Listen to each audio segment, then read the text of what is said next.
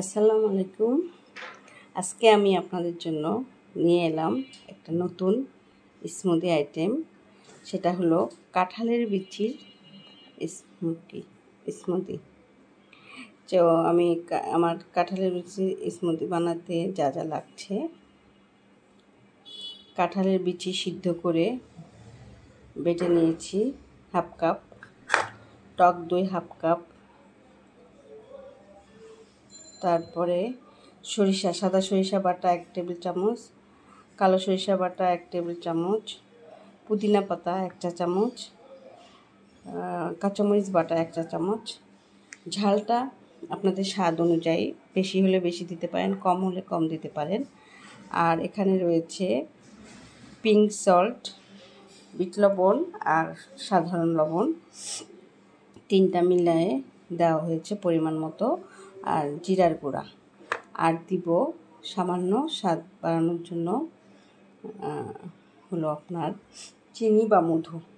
এটা আপনারা চাইলে দিতে পারেন, না চাইলেও না দিতে পারেন। তো আমি এটা এখন ব্লেন্ডারে দিব।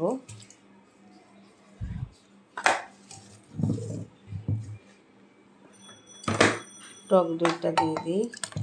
একে একে সব মিশ্রণ একসাথে করে ব্লেন্ড করব।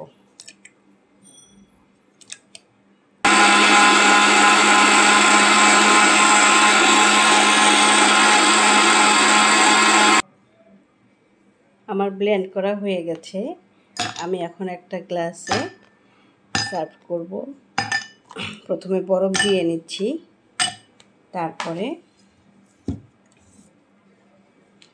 স্মুদিটা ঢেলে নিব।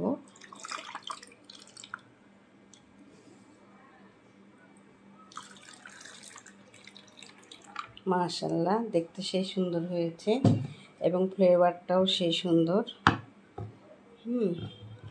তো কাঁঠাল যে আমাদের কতটা প্রোটিন দেয় সেটা তো আমরা কম বেশি সবাই জানি, এবং সেই সাথে বিচিটাও অনেক আমাদের প্রোটিন যুক্ত। তো সাধারণত বিচিটা বাচ্চারা খেতে চায় না। তো এইভাবে যদি আমরা বাচ্চাদের এই গরমে এরকম স্মুদি তৈরি করে দেই, তো ইনশাল্লাহ বাচ্চাদের অনেক শরীরের ঘাটতি ভিটামিন পূরণ হবে। তো আপনারাও তৈরি করে ফেলুন মজাদার কাঁঠালের বিচির স্মুদি।